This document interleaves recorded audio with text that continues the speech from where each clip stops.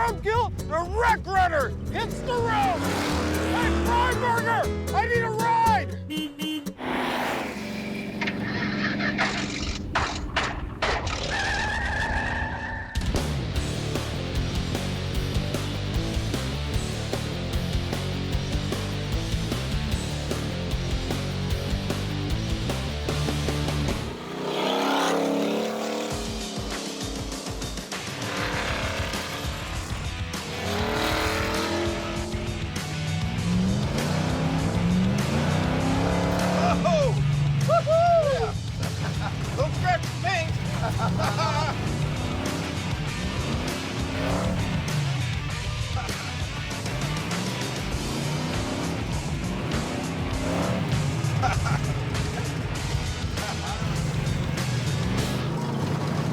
So it's another Fryburger and Dulcich Roadkill. I know. Enjoying the fruits of our labor on Roadkill Garage. You know, I've always wanted to take this car out on the road. And this time we're gonna make some miles, pal. Do you have any idea where we're going?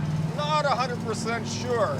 I want to go to the home of the Roadrunner. Yeah. Monument Valley in Arizona, and going up through maybe like Moab and Arches and stuff like that as a tribute to the Roadrunner, don't you think? Oh yeah, just like the cartoon. We could have the thing just hauling ass in the desert. Like we're doing right now. So if you haven't caught up on this particular car yet, me and Finnegan took it out of a backyard of our friend Alana, who had another friend who had wrapped this 1968 Plymouth Roadrunner completely around a phone pole. It was a C-body. It was total C-body Roadrunner. And Finnegan and I got it running and driving on the street, which was hilarious. We were laughing so hard on that thing. And then we took it to a dirt track and we were doing laps in it. It was fun. That was awesome. But after that, Dulcich and I decided that we wanted to make it like a real car, a real muscle car. And so our buddy Birdsong came up with a 1968 satellite body. And on Roadkill Garage, we took all of the parts off of the wrecked C-body Roadrunner and put them on this car, which is now known as the Wreck Runner. We tuned it up, hopped it up. We put a Brawler carb on it. We took it to the drag strip. It ran 1350s, but it was fouling plugs really badly. Yeah, I remember that. So we haven't fixed that. Oh, we got fresh plugs in it, but Right now we do, but how long will they last? I don't know. Me neither. Whoa! Look at it, good news. Oh, this thing has proven to be one of our better off-road cars, too.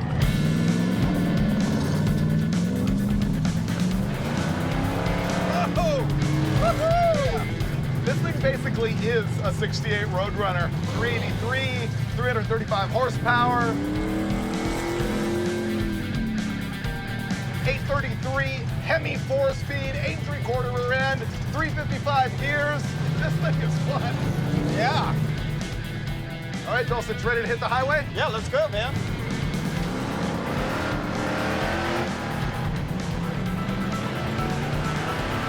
That was not a Dulcich bang shift. Did you hear it bog? Yes. You can hear it running rattier and rattier. I'm really happy it's not overheating. Nothing can stop us now. No way.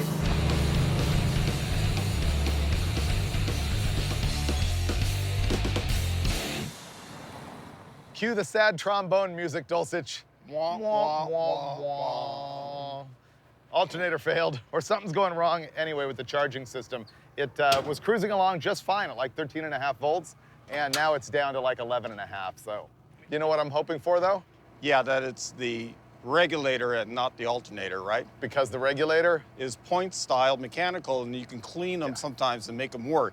So we're gonna test the alternator by going full field, grounding the field terminal. It should, if the alternator is good, go to full charge. Can you pull the dipstick for me, please? Oh, yeah.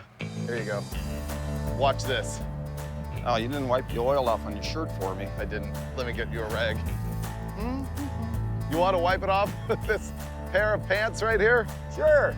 Here you go, Steve. Man, these jeans are a little stiff. Yuck. Yuck is right. Okay.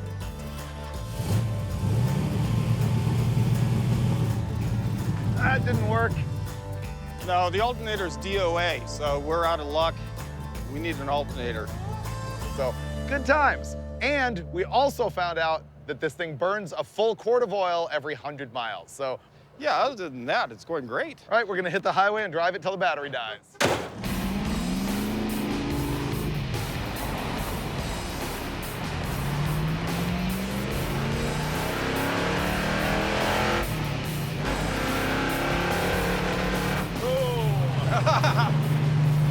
We're running out of voltage already.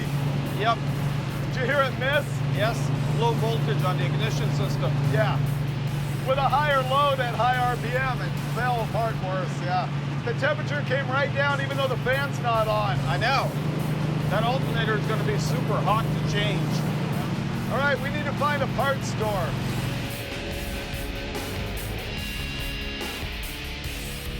We really didn't get that far. We're in Needles, California. That's pretty close to the state line. Our alternator gave up, so we got this replacement, and this one's a dual field, but as you probably know, you can just ground one of the fields and run it in this car. So that's for a 78 Dodge pickup with a 360. Yeah, it's got a single groove like a real muscle car alternator. Yeah. Hey, Steve, Yeah. I may have discovered the problem with our alternator. What? I could be wrong, but I don't think this is supposed to be like that. Wow. Yeah, the alternator test is probably pretty valid because Yeah. that one is a no good. It just shredded the brushes off. They're gone. Oh, yeah, that's insane. That is never before seen roadkill carnage right there. Okay, Freiberger, this is ready to put in. Here's another problem. We burned a spark plug wire. The convenient heat shield manages to shove the wire directly into the header. That's why they call it a heat shield, because it overheats the wire. So we're gonna need a new plug wire too. How do they manufacture this and ship it to a store and sell it to me for $1.07? Don't care, it's gonna fix my problem, and the straight spark plug boot is gonna keep it from burning again. There we go. Is it good? Yeah! We're out of here. Now Steve's driving. Man, that first gear is hard to find. Yes, Freiberger. it is.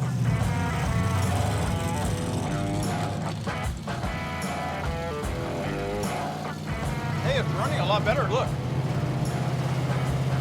I'm kind of leaning into it. Maybe that spark plug wire really did the trick. It is a lot better. All right, Steve, Arizona or bust? Which is it gonna be? I think it's gonna be fun. Woo!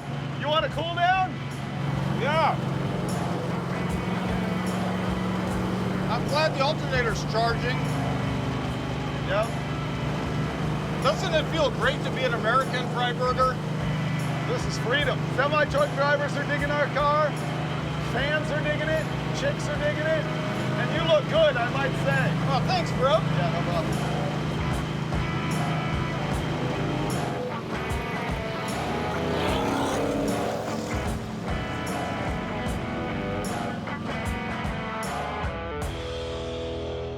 Looks like the fan belt flew off, which is exactly when the temp gauge hit 230. When we installed this alternator, we noticed that the groove on the pulley was too narrow and small, and Steve even called it. He's like, this thing's gonna throw belts. Yeah, belt's gone. Oh, the pulley's falling off, dude. Look at the belt. Oh no. The water pump pulley is falling off the engine. The bolts got loose, and it wobbled and cracked, and it's a disaster. So we're gonna be doing some roadside fabrication.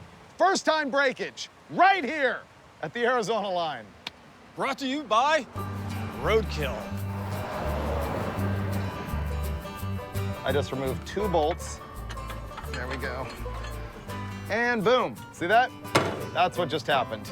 We can get these in, and then these 2 if we get some really big washers that we might have to steal off some other part of the car.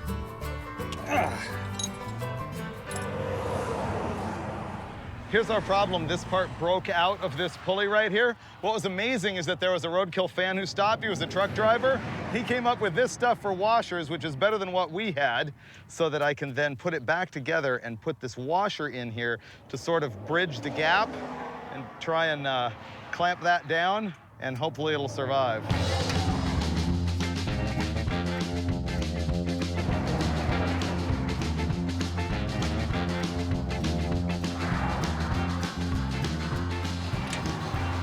That's actually not bad. I've got that thing bolted on there, but it's still got some warble to it. Make sure it's in neutral, or run me over and put me out of my misery. Can I get in front of the car and you run me over instead? Oh, that'll live.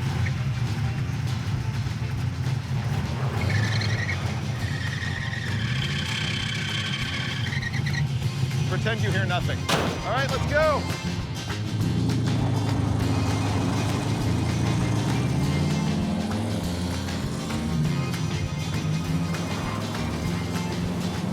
You think that's a coincidence that broke and the alternator?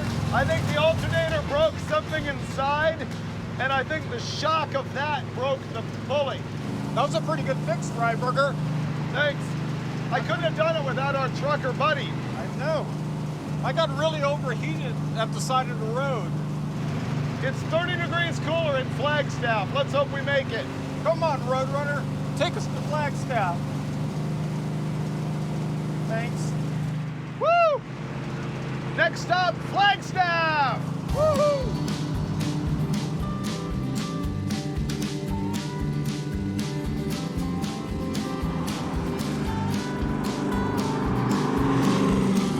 And here we are in Ash Fork, Arizona, where it is significantly cooler. We're gonna try and solve the oil burning problem by pouring in some piston rings. Steve will show you that. Yeah. And then we're gonna cross our fingers that maybe it gets more cylinders lighting, and eventually I'd like to put an MSD box on it. Maybe it'll fire through dirty plugs. And then we're gonna wire up the headlights so we can continue on to Flagstaff as promised. Our 383 Mopar engine burns oil, so I'm just gonna get the engine rebuild in a bottle. Keeps old engines alive, keeps engines like new. Minimal effort on my part, I might add, so that makes me super happy. All the headlight wiring's already in there. Oh. This wiring turned out to be super simple, and we should have all of the lights working. All right, the battery's connected. Mr. Freiberger, Let there be light. let there be light. Yo! That worked, we don't even have the ground tight. Oh, this is the wrong kind of terminal. Did I give you the wrong kind of terminal? Yeah, we need the one that goes in here. We've got the left, but not the right. Okay, it looks like we need a jumper. How about actually now? That's actually it right there. Yeah? All right, let's get out of here.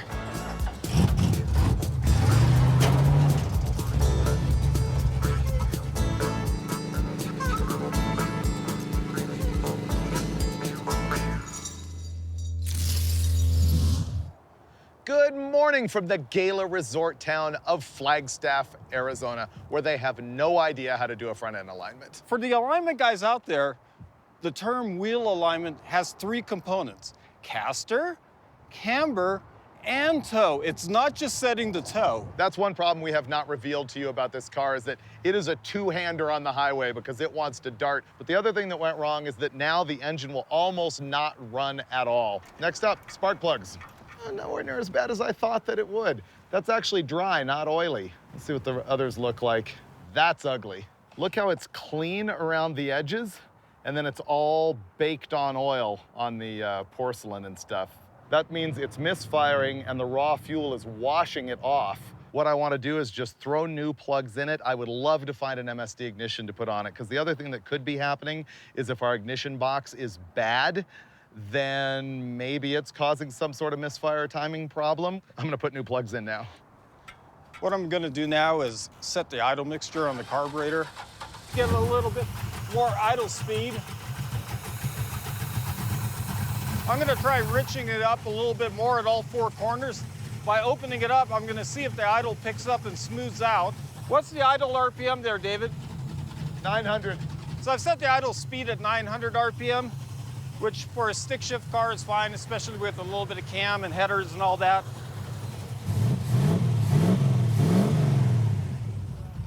It's a lot better with the new plugs, but we're a little suspect on the ignition box that's controlling the ignition system right now, so it's a super simple swap out. I'm gonna pull that out. I've got a new box here from the auto parts store, and we'll see if that improves it any. I'm not sure if it will, but there's a good chance it might. Okay, Freiberger, you want to try it out? You want to drive? Yeah, I'll drive. All right, here we go. Monument Valley, land of the Roadrunner. Beep, beep. I think it's pretty good. It might be fixed. I don't want to rev it out because that water pump pulley might disintegrate. Dude, this is running perfectly.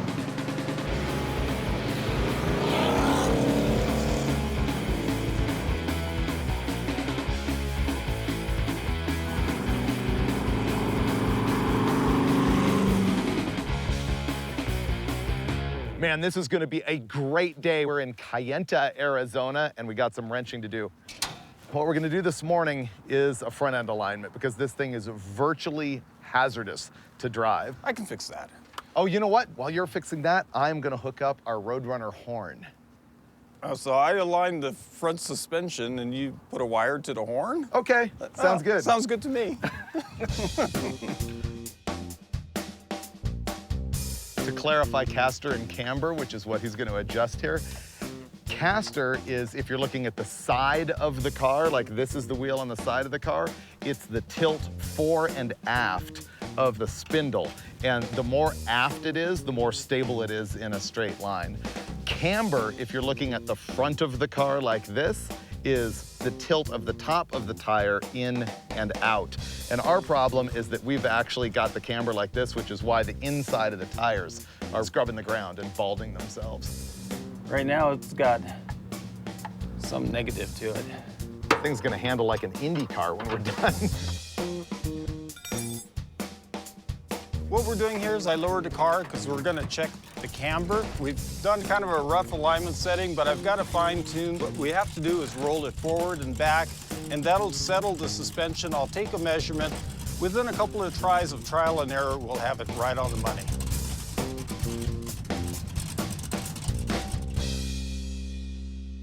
How's that, Freiberger? Yeah, it's mint. Yeah, I think it's pretty good. Okay, now we're gonna do toe, which is the tires in or out like this.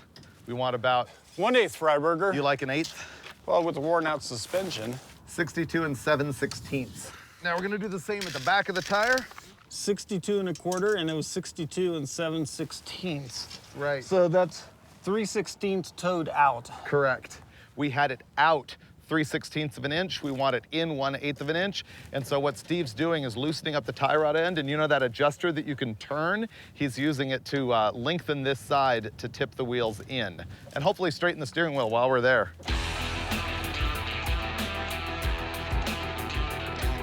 He fixed the alignment. I fried the Roadrunner horn, so we're gonna have to add it in post. Probably throughout the whole episode because it'll be hilarious. Meep, meep.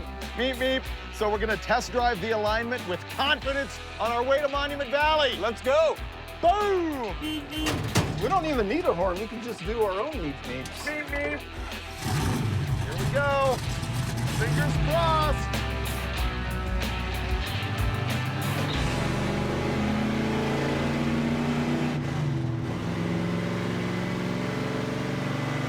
That looks like you're fighting it. I don't know. Seems better to me. Drives like a Cadillac. Meep, meep. When you're on a highway and Roadrunner goes beep, beep, you better step aside or you might wind up in a heap. Roadrunner, Roadrunner, running down the road all day. Nice work, Dolchek. Yeah. Look, I can just drive it one-handed, elbow on the windowsill. Oh, that's way better.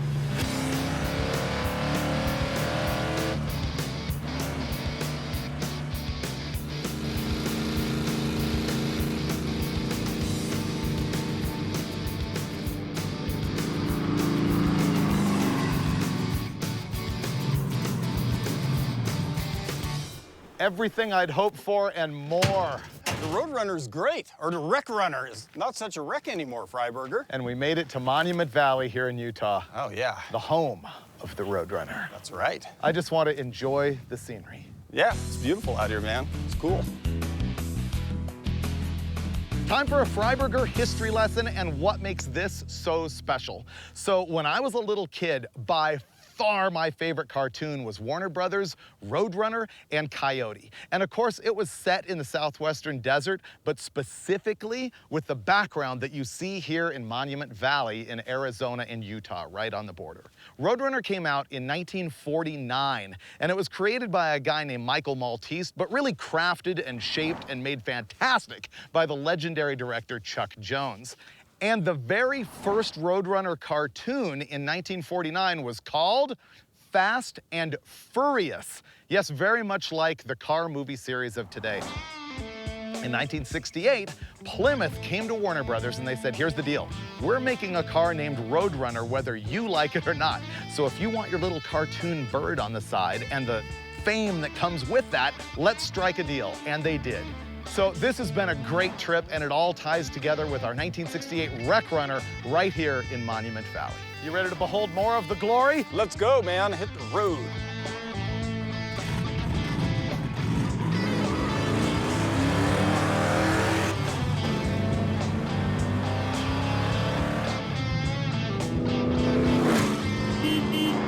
Can you picture a better scenario than what we're doing right now? No!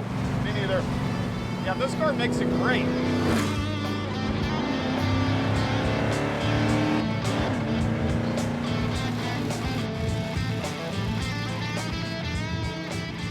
Check out that balance rock. Wow. That's Mexican hat. How is that thing even supported? I know, it's rad. Pull off. Let's check it out. Sounds good. Oh, I forgot. More violent off-roading. Obviously, it was a complete butte, and it got eroded by wind, and the hard part stayed. And look at that balance. Look how it's offset off the center. How can it even exist? I don't know. It's cool.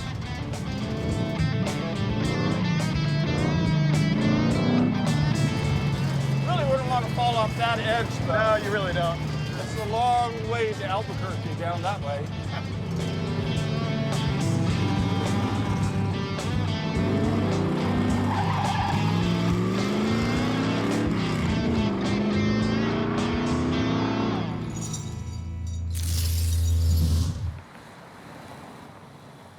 Just when you thought Monument Valley was all of the win that we could have in this episode, we've got more. Welcome to a big vacant lot in the woods nearby Durango, Colorado, the city named for Steve's favorite SUV. So because we've got the Wreck Runner now whittled down to ultimate reliability, like new car levels of reliability, we decided to screw it up by modifying the thing. We're gonna make it faster. We were able to ship in some Edelbrock East Street heads that we're gonna put on the car right here in this dirt field. And we realized we were going by Amarillo Dragway, and those guys were cool enough to open up for us on Friday. So now our new goal is make this thing faster than the 1350s that it ran in Bakersfield at a 3,500 foot elevation to Amarillo. Ready, Steve? Yeah. You know what? Let's time this. It is noon, straight up, give or take a minute. So I'm gonna say 5 o'clock. 5 o'clock, we're gonna have this running and driving. What do you think, Steve? About this time tomorrow? Oh, really? Yeah. I guess he's watched Roadkill before. I'm spraying so the dirt doesn't drop down in the intake ports when we lift the manifold. Wow, easiest ever. Is that our intake leak? Dude, this could be our oiling problem. Oh, that thing's like new. Yeah. Engine's like new, too. It's actually not bad. Next up, valve covers off. Oh, what? Mechanically adjustable rocker No arms. way. Yeah. This isn't a solid cam, is it? I don't know. No. Rocker arms are adjustable. The stock ones on this engine are not. And so that's an upgrade. And typically that would be with a solid camshaft, a mechanical cam, and this one, we think, has a hydraulic in it. Well, Trevor, there is no lash in any of these, so. Okay. Huh, spark plugs better than ever. Look at that. This thing's healing itself, which is why we took it apart. Oh, don't tell me the distributor's gonna have to come out. No, there we go. Ah, okay. There is a ton of crud baked onto the top of the pistons here. And if you look at them, especially on number 8, which is the worst, it seems like all of the crud is centered around the valve notches. I'm hoping that that means that our oil fouling problem is oil that's coming down from the cylinder head, like through the valve guides, and not up through the rings. Another clue to that is the fact this engine has very little bore taper, as judged by the fact that there's almost no ring ridge at the very top of the cylinder. And so we're hoping that we can install these new cylinder heads and also solve the oil fouling problem at the same time. Now we're at the point of being able to put the cylinder heads on, but unfortunately the Edelbrock heads have angled spark plugs where they're straight on the stock heads, and we know that one of the tubes over here will not clear the angle plug head. So we got to pull the header out from underneath it and then let the bashing begin. We're gonna mock up this header onto the head. I wanted to see how bad the header bolt situation is. Wow, that's not touching. That's far better than I thought it was gonna be. Well, you can see how tight this is in here, but I think we're gonna get away with it, maybe with a little bit modification. There we go.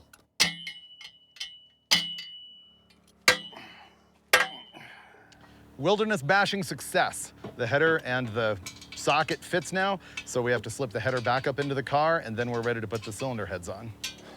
I'll go shove this into position. Everything here is spotlessly clean. I'm gonna lay the head gaskets in place, and then it's time to bolt on the heads. Here are the cylinder heads that we're going to install. Edelbrock E Streets, which is like their bottom end line of heads. They don't have quite the finished work of some of their higher end stuff. They're gonna have a little bit more flow than those 906s. They got bigger valves in them, but here's the big deal. The chamber size is 75 cc's, and the stock 906 iron heads that we took off are gonna be right around 92 cc's. And so we're gonna get a big jump in compression ratio. These are gonna be a good benefit. Obviously, they're gonna be lighter. The other thing about the E Street is they're designed to bolt right in with all of the stock stuff. So let's hope it works. This is a Dulcich tip. So all of these push rods right here need to be lined up for me to drop on the entire rocker shaft assembly. And when Dulcich tells you to grab your dipstick, you go right to it. So watch this.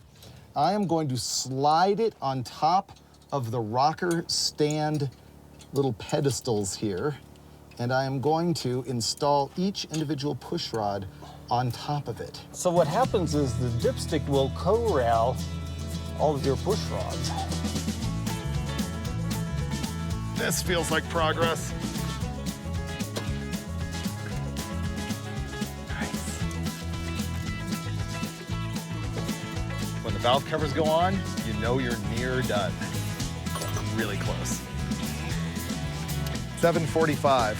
To be completely honest, I would say that we spent at least 2 hours and 45 minutes ordering parts, answering email, lounging. So that's a Roadkill 5 o'clock, and we are just about to fire this thing up. All right, here we go.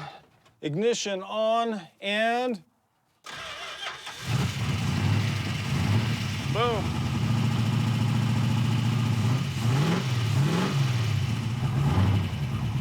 that's a win, Freiberger. That's total win. Yeah. All right, well, that's it for the evening. Now look away, because the partying begins.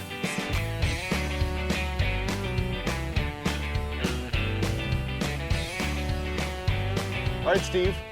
On this rock, I have scrawled my estimates of our before and after horsepower with our Edelbrock head mod. What is your estimate of what we were making with the iron heads? Engine dyno horsepower, probably about 310. 310. 310. Okay, and how about now? 4 1/4. 355 and 400. Yeah. You might be closer on the 355 because it did run at 1354 at Bakersfield. Yeah.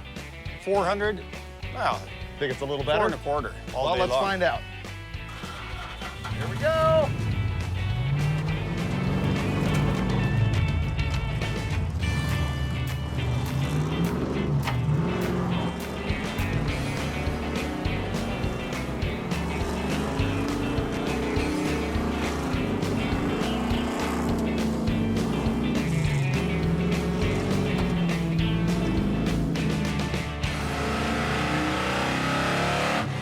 Oh, it runs about the same. Doesn't it? How come our vibration went away?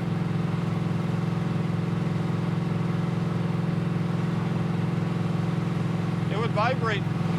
You'd have to hit at least 2,900 to get out of vibration. How come we don't have vibration? You're kidding. Is it because of load or something? How about on this downhill? Lift a little?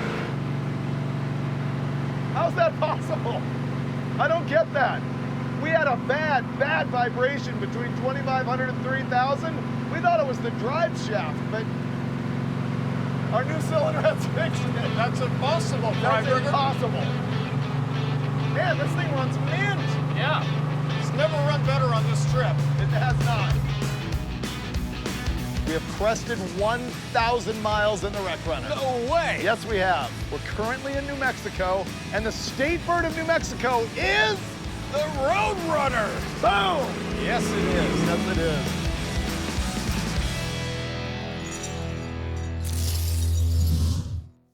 It's a beautiful day in Rio Rancho, New Mexico, where we slept among the scorpions last night. And there were a lot of them. There was a lot of scorps. Yeah. So we arrived here in Rio Rancho, New Mexico last night. The engine is running like garbage once again. I suspect the plugs are fouled. We're gonna pull out the plugs, and then we actually have some new parts. The UPS store got an overnight delivery for us of brand new MSD components. So even if we're still oil fouling the plugs, I'm hoping to blast through it with MSD ignition power. I think it will. Yeah. It's like a keg of dynamite. I'm dying to pull that number 8 spark plug and see how oil fouled it is or isn't. This is gonna be the moment of truth. And that's not as oily as it used to be by a long shot, but it is fouled. If they all look like this, then obviously this thing needs piston rings. We're gonna bypass all of that and go directly to trying to fire through a fouled plug with an MSD ignition. I think it'll work. Can you go to the store and get me half a quart of chocolate milk? That would be the same. You're giving me a gallon of annoyance right now.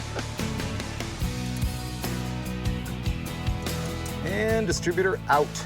The great part about the Mopar is how simple this is. See how it just has a tang on it, not a gear? That means all we had to remember is which direction the rotor was pointing in order to get the new one in the right place. First thing, brand new MSD Pro Billet distributor. All right, Dulcich, you want to eyeball the timing? What he's doing right now is sort of just initially setting the timing by looking at where the tooth is on the reluctor inside the distributor and the magnetic pickup and lining them up and sort of eyeballing where it should be in relation to where we've got the number 1 cylinder on the damper. It's sort of an estimate. It'll get it started and then we'll set the timing after that. Now, the Blaster 2 coil. It's actually an MSD Blaster 2. I don't know what makes it better than the Blaster 1. But it's called Blaster, so it's good. Steve's taking the plugs out, and I have to admit, they are actually worse than we've ever seen on this trip. Defeat. Our piston rings in this engine are junk. We're gonna attempt to burn through all of that oil with a gnarlier ignition system right here. MSD means multiple spark discharge. Below 3,000 RPM, it actually strikes the spark plug multiple times. All of the energy is stored up in a capacitor inside that box, and then when the distributor triggers it, it goes bam, and it releases it into the coil all of a sudden and gets you more spark energy. MSD installed. It's butchered, but it's installed. Last thing here's gonna be spark plug wires. I'm not gonna make them to my normal neatness. We're just gonna jam them together. Ignition on, and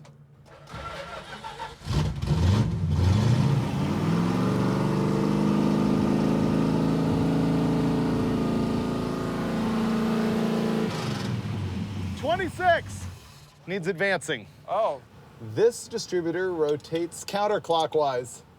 yeah. So you. So I advanced it by going clockwise. Okay, firing up. Fire.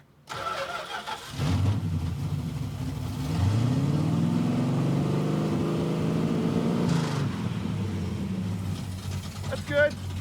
17. Ready for it once again to run better than it ever has? Oh yeah.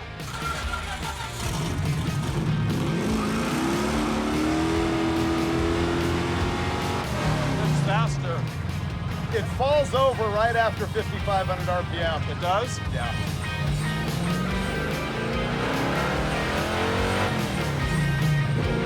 That was 6. We gotta strap the motor down. Yeah. So I guess my review at this point is the vibration's still there. Not as bad. I think the motor mount's broken, Busted. and I think it's faster than it was. Yeah.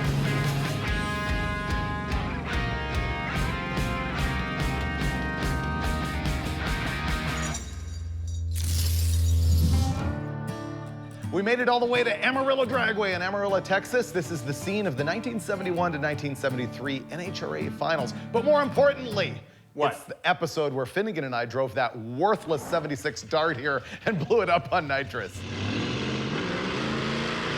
That is all the Go, girl, go!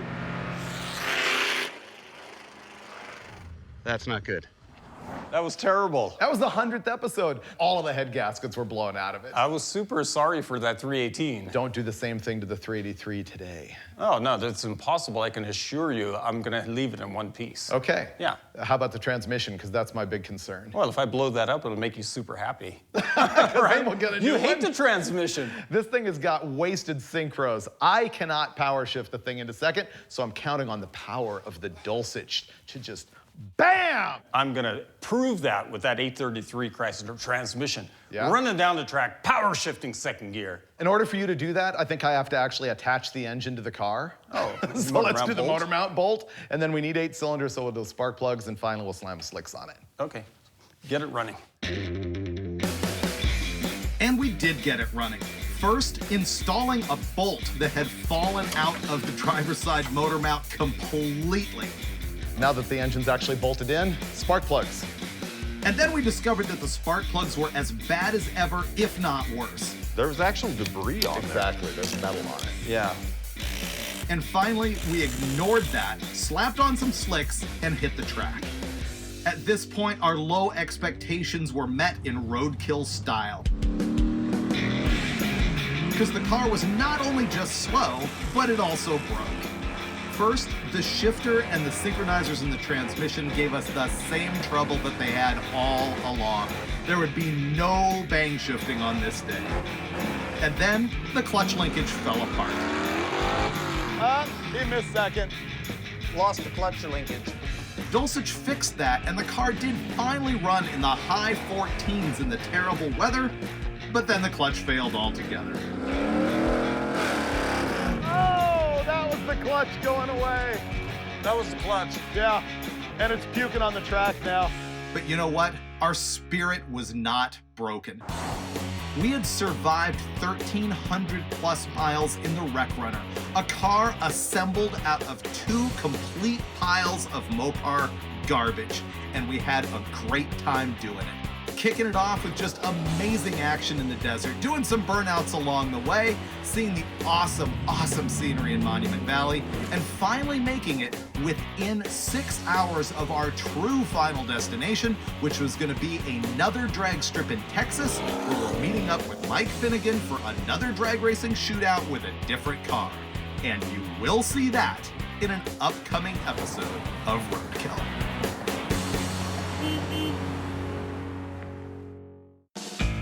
Master, transmission refuses to shift. Okay, I get in car, go down quarter mile. Freiburger, he can't shift transmission. It's a real drag because, you know, the synchro mesh has to engage the gear. Freiburger can't handle it. He walked out of the ring. Yes, Dulcich, to jump in, bang shift this car, take it down a quarter mile, and show him how it's done. Right now, it's go time.